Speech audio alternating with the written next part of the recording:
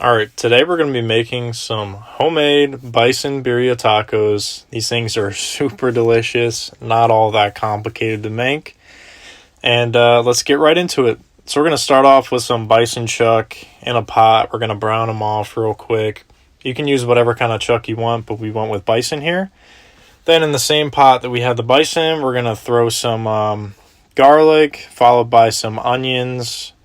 Get the aromatics seared down a little bit. Gonna make the dish really fragrant, really flavorful.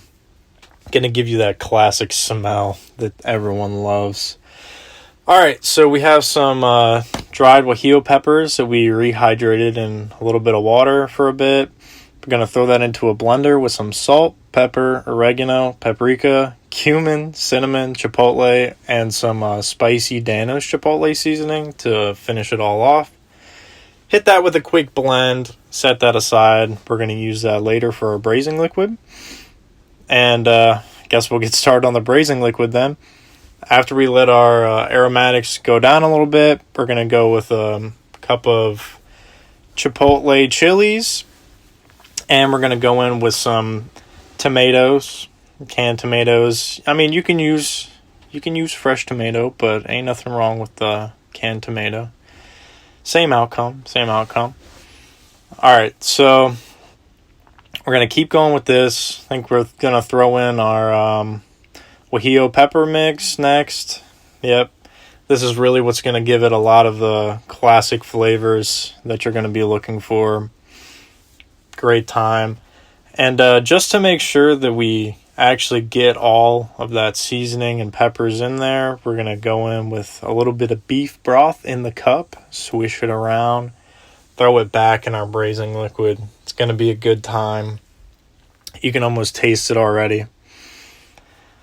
Alright, we'll get the rest of the stuff in the pot here, and then we'll keep cooking. After we put that in, we're going to go in with the rest of our beef broth. It's going to finish off the liquid base that we really need here to get our chuck submerged, to get it nice and pull-apart tender. So, after our liquid's done, I'm going to grab our chucks, throw them in. Going to let these sit for a good amount of time.